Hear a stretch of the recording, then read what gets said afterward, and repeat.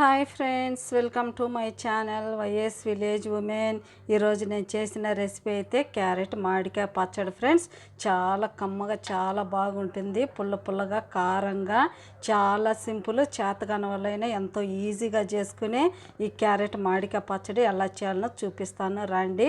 చూడండి, వేడి వేడి అన్నంలో కనుక ఇలా వేసుకుని తింటే చాలా బాగుంటుంది ఫ్రెండ్స్. ఇది ఎలా చేయాలో మీతో అయితే షేర్ చేసుకుంటాను రండి, చేద్దాం క్యారెట్ మామిడికాయ పచ్చడి. Friends, welcome to my channel YS village women. ఈరోజు నేను చేయబోయే రెసిపీ వచ్చేసి మామిడికాయ క్యారెట్ పచ్చడి ఫ్రెండ్స్. మీకు ఎవరికన్నా తెలుసా క్యారెట్ మామిడికాయ పచ్చడి? నేనైతే చేస్తున్నాను అన్నమాట. చాలా బాగుంటుంది. నేను ఇదివరకు చాలాసార్లు మా ఇంట్లో చేస్తున్నాను ఫ్రెండ్స్. చాలా బాగుంటుంది. మనకి ఎన్ని తిన్నా కూడా పచ్చడి తింటేనే తృప్తిగా ఉంటుంది కదా. మేమైతే పెరుగన్నం తిన్నాం, మాకైతే పచ్చడి కావాలి ఫ్రెండ్స్. నేను రకరకాలుగా పచ్చళ్ళు చేస్తాను. నా ఛానల్లో కూడా చాలా రకాల పచ్చళ్ళు పెట్టున్నాను, పొడులు పెట్టున్నాను. ఈరోజైతే నేను క్యారెట్ మామిడికాయ పచ్చడి అయితే చేయబోతున్నాను. ఇవైతే పచ్చి క్యారెట్లే, పచ్చి మామిడికాయ ఫ్రెండ్స్. నేనైతే చూడండి, ఒక్క మామిడికాయని ఇలా బాగా తీసి ఒక్క మామిడికాయ అనమాట, ఒక చిన్న క్యారెట్ తీసుకున్నాను.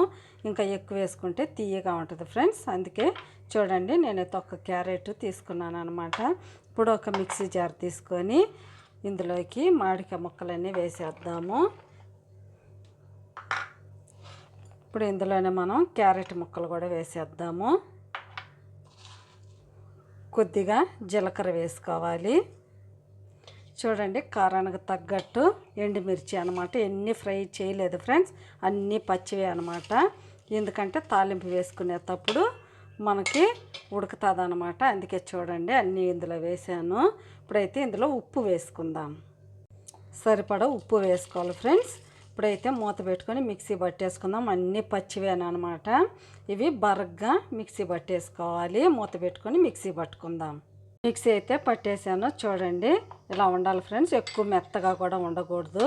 చూడండి, ఇలా కొద్దిగా బరగ్గా ఉంటే బాగుంటుంది. జీలకర్ర అన్నీ వేసాం కదా, మంచి స్మెల్ అయితే వస్తుంది.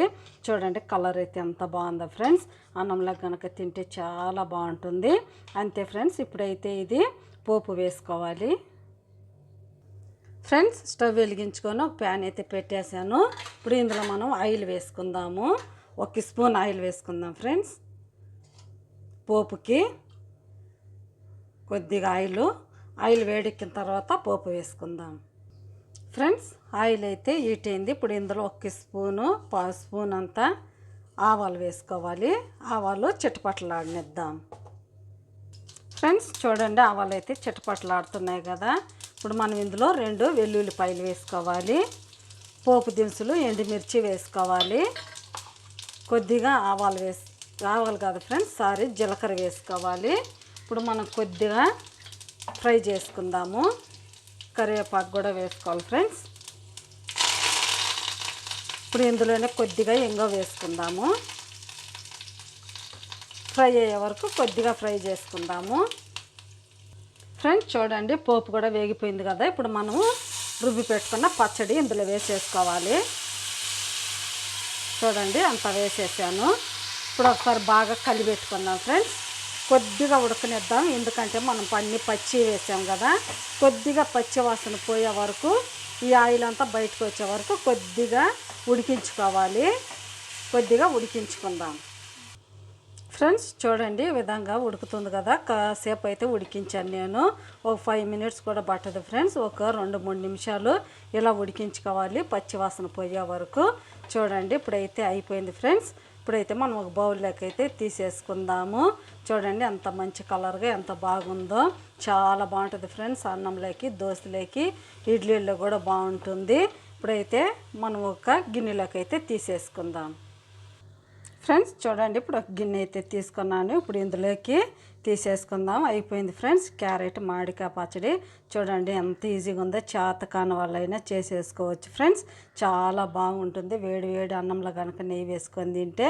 మీకు ఇది ఎలా అనిపించిందో, మీకు కనుక నచ్చితే ప్లీజ్ నా ఛానల్ని సబ్స్క్రైబ్ చేయండి, సపోర్ట్ చేయండి, ఇతరులకు షేర్ చేయండి. బాయ్. మళ్ళీ ఇంకొక వీడియోలో అయితే కలుద్దాం.